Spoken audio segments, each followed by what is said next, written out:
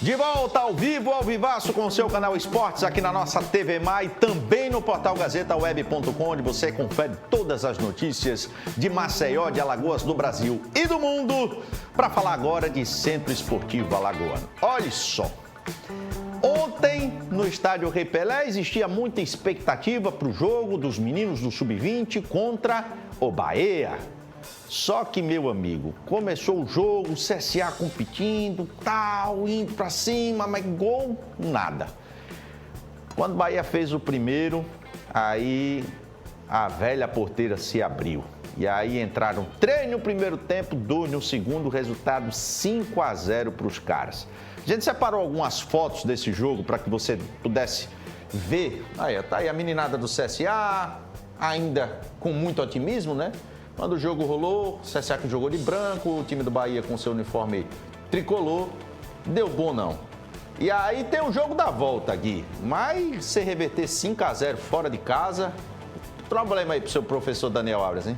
Difícil, hein, Henrique, porque a gente via em campo, o CSA começou muito guerreiro, ele mostrou isso já no jogo contra o Sport, na fase anterior, mas aí prevaleceu a qualidade do Bahia. A gente sabe que o Bahia é uma equipe que investe há muito tempo já nas categorias de base. Em Alagoas isso não é tão comum, pelo menos nos últimos anos não foi tão comum no CSA. E aí o Bahia, como é que diz lá, abriu a porteira, que nem você. Eu ia falar um palavrão, mas deixa. Deixa.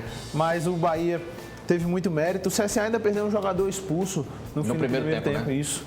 E aí, o Bahia poderia até ter feito mais que 5, mas para reverter é muito difícil, o que não tira o mérito da campanha do CSA. A melhor campanha da história de um time alagoano na Copa do Brasil Sub-20, chegou entre os 8 melhores, uma competição difícil.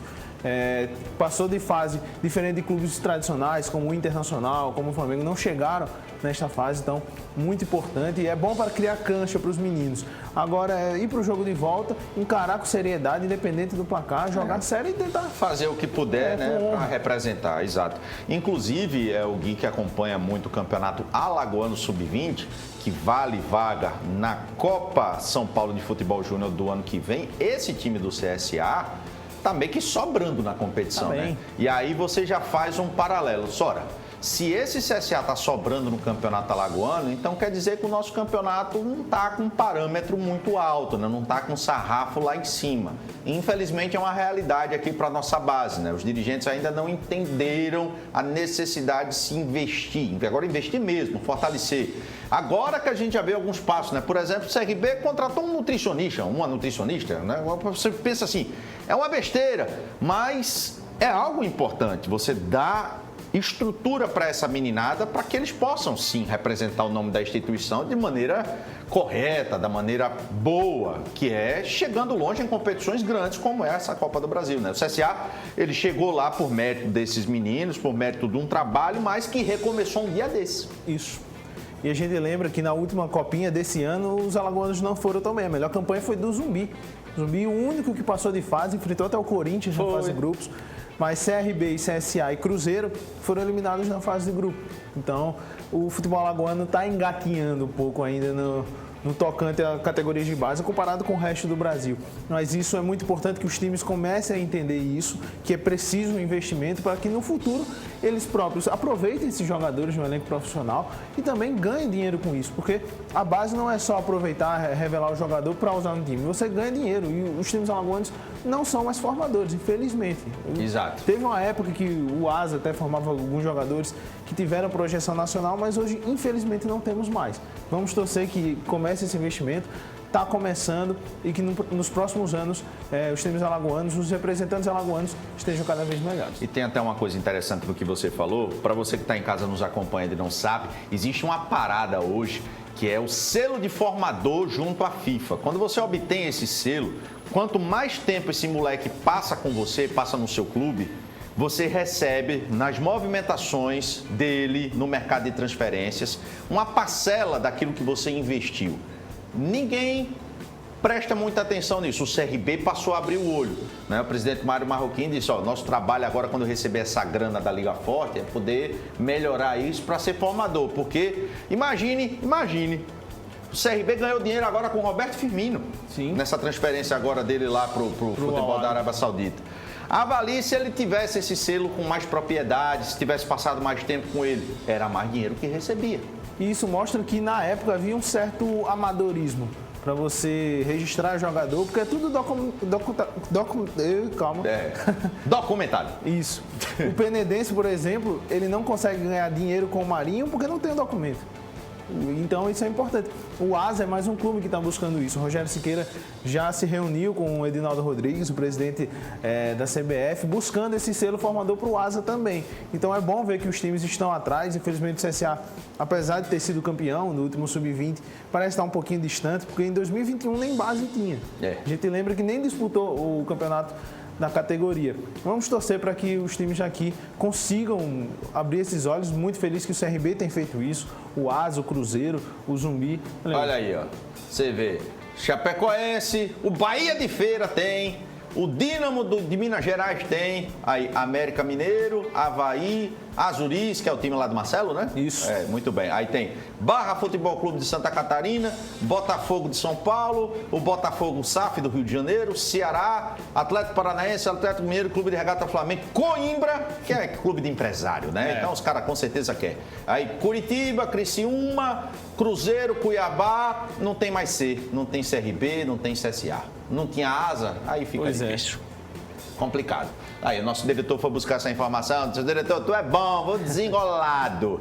E falando ainda no CSA Sub-20, o técnico Daniel Abras conversou com o repórter Warner Oliveira, o nosso bom de bola. Olha, tua língua coisada passou para cá. O Warner conversou com o Abras sobre essa derrota, né? E sobre o que fazer, o que pensar, como proceder para o jogo da volta. Fala, Warner. A gente volta no ambiente do CSA aqui no estádio Rei Pelé.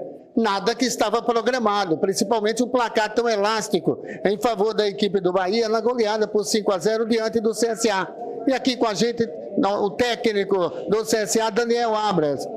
Houve um desequilíbrio a partir do primeiro tempo, até mesmo com a grande oportunidade que teve o CSA ainda de marcar. O placar realmente ele não ilustra muito o jogo, né? Não estou querendo me defender nem defender a equipe, mas se a gente for pegar o contexto geral do jogo, pouquíssimas possibilidades para os dois lados, né? A gente teve algumas falhas individuais que eu assumo essa responsabilidade. Os atletas trabalham e desempenham o que a gente treina, né? Essa responsabilidade é toda minha. Os atletas é blindar eles mesmos, né? Porque a gente sabe que é um processo de formação. E são nas derrotas que a gente tem os maiores aprendizados, né? Então, esperar, descansar não, porque a gente já tem um jogo pelo Alagoano no sábado, né? A gente ir para Salvador no jogo de volta, performar e os atletas passarem uma imagem diferente, né? Para a torcida, para a diretoria, que eles são extremamente competentes, são atletas extraordinários de trabalho. Hoje realmente foi um dia que nós não fomos tão felizes e ia trabalhar, continuar trabalhando. Amanhã não vai ter folga, amanhã já vai ser trabalho, porque a gente tem o jogo sábado pelo Alagoano.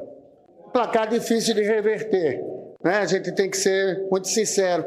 Mas como trabalhar essa garotada, principalmente, para o próximo jogo, principalmente da Copa do Brasil? A ideia de que é o processo de formação, que daqui a 2 meses o clube está passando por uma reformulação do processo profissional.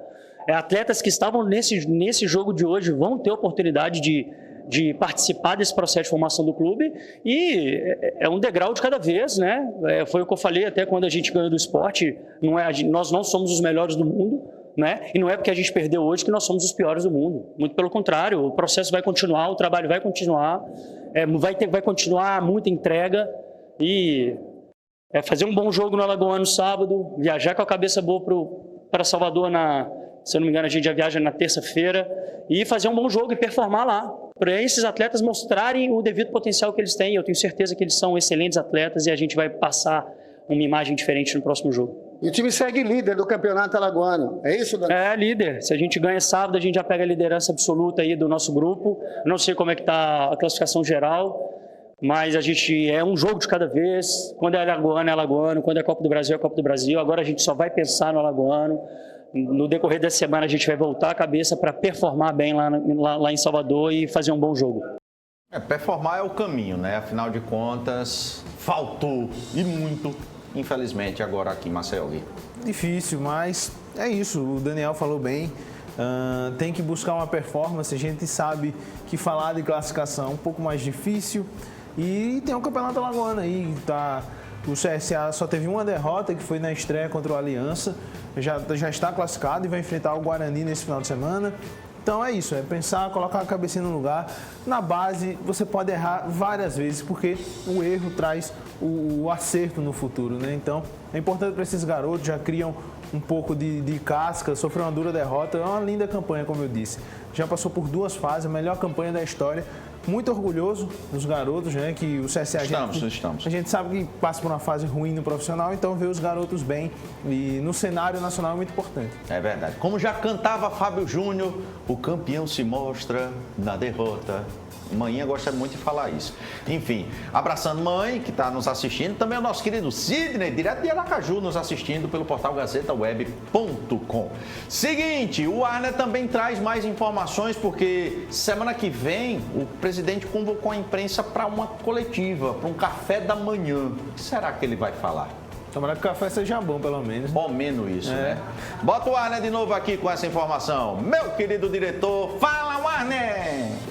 Vocês que nos acompanham diariamente, nesse novo boletim da equipe do CSA, tem um encontro marcado com o presidente Rafael Tenório, uma coletiva de imprensa para a próxima quarta-feira, dia 20. Vai acontecer no novo CT. E a grande expectativa, o porquê desse encontro com o presidente? Será o momento do presidente Rafael Tenório confirmar a sua continuidade, né, como presidente executivo do CSA, juntamente com a sua diretoria.